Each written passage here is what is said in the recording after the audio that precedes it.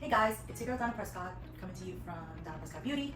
We're based in the Crown Heights area of Brooklyn, and this week I wanted to invite my some youth interns on our conversation, and they're going to be asking me questions around business, around hair, around salon, and we're just going to have a chat.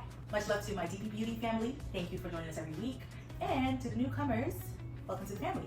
Don't forget, guys, to continue to share, comment, like, and subscribe, okay? So let's get into our conversation. Hi, my name is Mackenzie. A question I have for you, Donna, is what motivated you to start doing hair?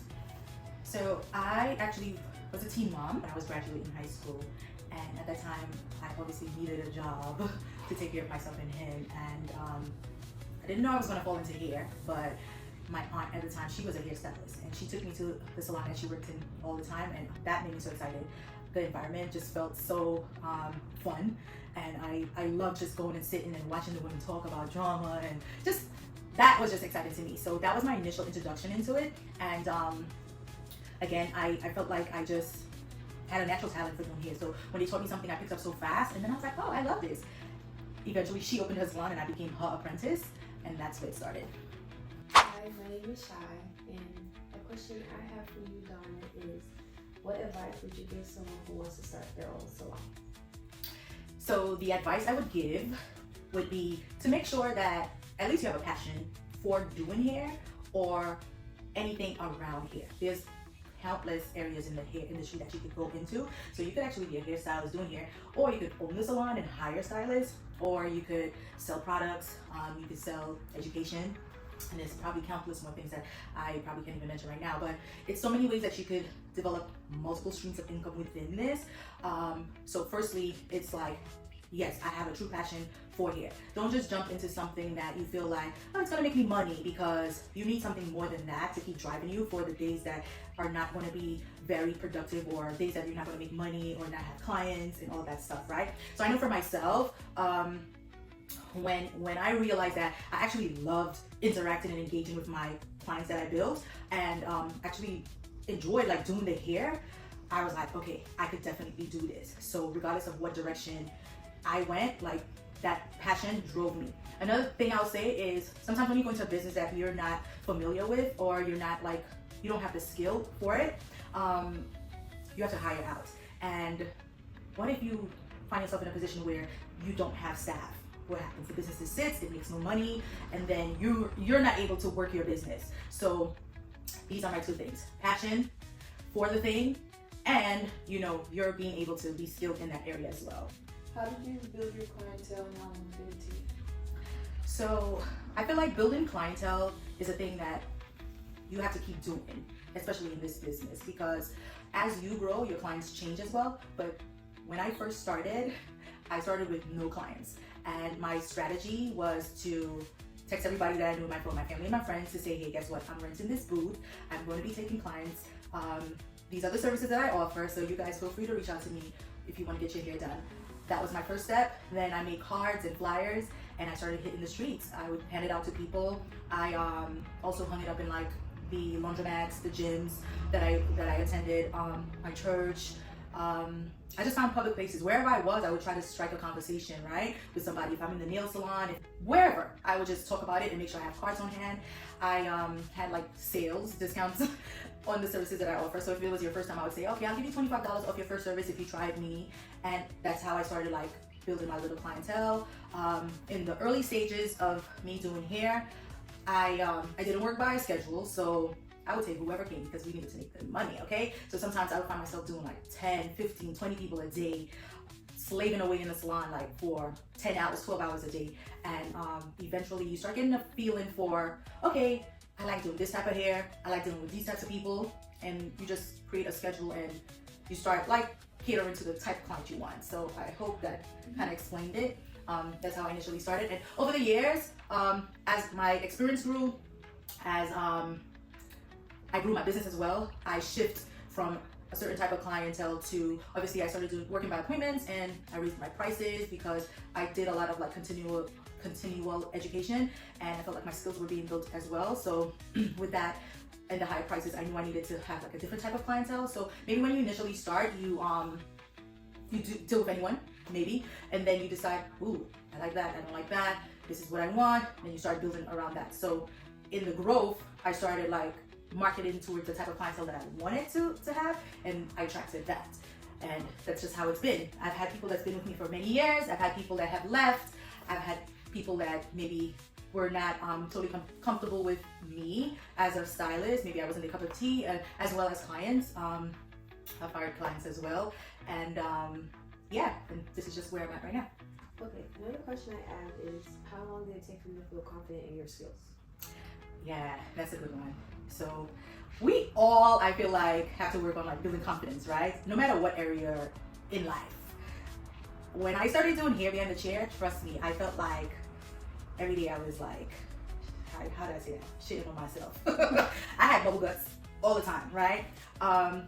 My first couple of years in the hair industry, I worked under someone. I was an apprentice.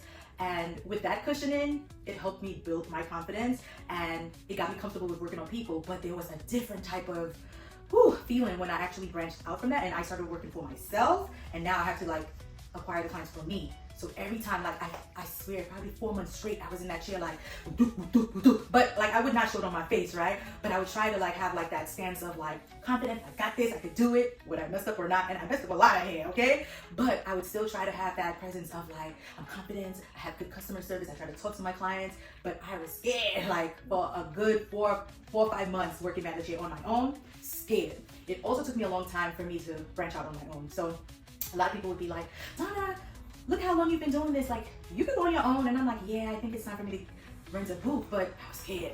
So I stayed at that job for as long as I could have, until I guess God was like, it's time for you to move on. And he made it so uncomfortable in that place that I was like, oh, I gotta go. So regardless of how I felt, I stepped out on faith and I just was like, I'm gonna tackle it. So I got into this mantra of do it afraid, do it scared, but we're gonna do it.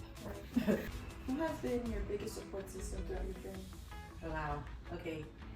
That's good. So initially, when I started doing hair, I had just recently moved to New York from St. Lucia because I'm an island girl.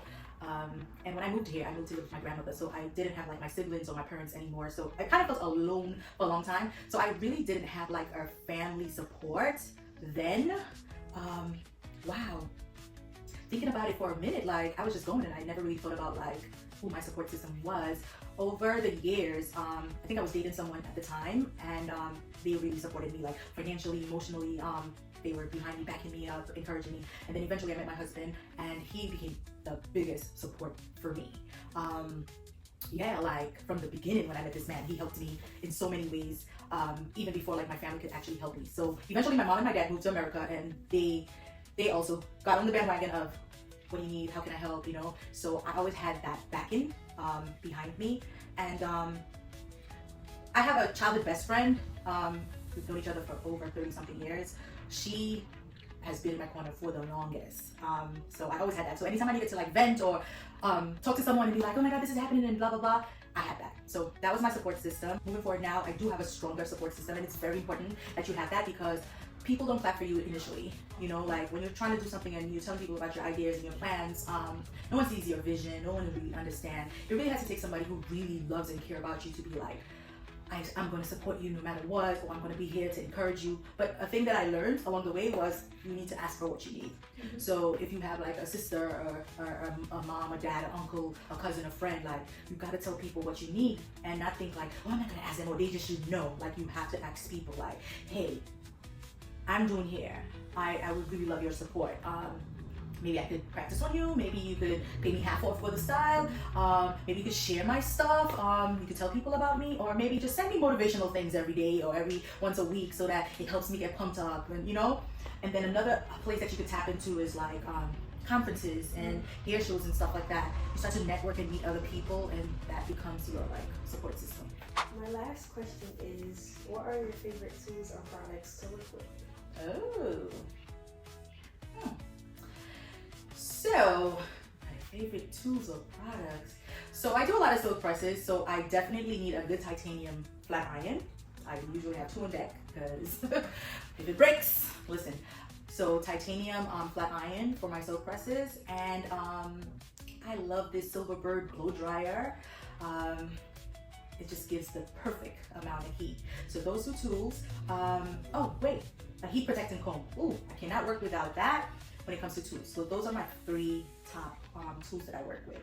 Then when it comes to products, a good heat protectant. So a good heat protectant and a good clarifying shampoo, because I feel like every hairstyle starts at the bowl. So if you could really cleanse a hair or a head, you're gonna be able to like give the results of your finish seamlessly, perfectly. It's gonna hold your curls, it's gonna do what it do, because you need a good clarifier. Good holding spray. One that holds, it's very powerful, but also you could comb through it and it's not crunchy and it's not turning white. Yeah, so if you guys want to know what the names are, leave a comment and I'll tell you guys. Thank you for y'all questions. They were really good. I hope, that helped y'all get to know me more. I wanted to ask you guys some questions as well. So I wanted the audience to know and understand what got you guys interested in doing hair. So whoever want to go first.